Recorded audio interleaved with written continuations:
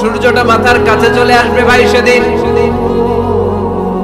সূর্যের প্রচন্ড তাপে মাথার মগজগুলো হাতের মাড়ের মতো গলে গলে নাকের ছিদ্র আর কানের ছিদ্র দিয়ে বেয়ে বেয়ে পড়বে। জিহ্বাটা তৃষ্ণায় বেরোতে বেরোতে নাভি পর্যন্ত এসে চলে থাকবে কুকুরের মতো।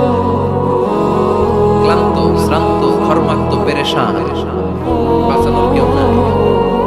আয়েশা জিজ্ঞেস করলেন, ইয়া রাসূলুল্লাহ, don't they feel any shy? Nobody belong any garment in their body, no dress in their body. তাদের দেহে কোনো ড্রেস নাই, পোশাক নাই। নবী রে, এতগুলো মানুষ উলঙ্গ, লজ্জা লাগবে না? বিশ্বনবী বললেন, আয়েশা তুমি লজ্জার চিন্তা করো, সেদিন বাবা ছেলেরে দেখে দৌড়ে পালাবে।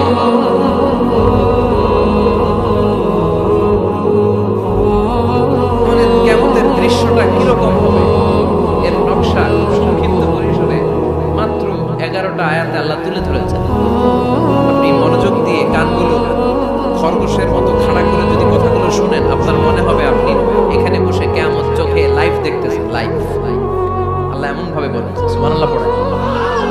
তা আসুন আমরা সরাসরি কিয়ামতকে দেখে আসি। আসলে কিয়ামতটা কেমন বর্ণনা করছেন কে? আল্লাহ। সূরার নাম হচ্ছে সূরাতুল কারিয়া। কি নাম? আওয়াজ করে উত্তর দিতে হবে। সূরার নাম আল কারিয়া। চিৎকার মেরে বলেন, সূরার নাম কি?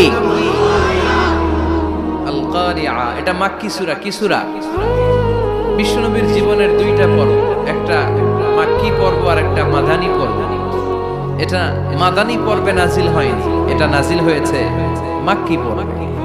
এই সূরার আয়াত সংখ্যা 11। এটা কোরআনের 101 নাম্বার সূরা। এটা আল কোরআনুল কারীমের 30তম পারায় অবস্থিত একটা সূরা। আমাদের অনেকেরই মাশাআল্লাহ মুখস্থ আছে, আছে না?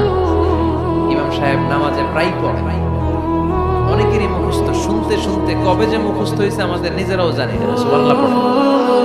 কোরআনের ভিতরে খালি বরকত, এটার সাথে লাগলেই বরকত, মসজিদে গেলেই বরকত। মনের অজান্তে আমরা এই সূরাকে মুখস্থ করে ফেলেছি। কিন্তু এই সূরার ভিতরে যে আল্লাহ কোরআনের এত কিয়ামতের এত চমৎকার নকশা এঁকেছেন, এত প্রামাণ্য বর্ণনা দিয়েছেন, এটা আমরা অনেকে জানিই না। আসুন আমরা এই সূরার আলোকে দেখার চেষ্টা করি যে কিয়ামতটা কিরকম হবে।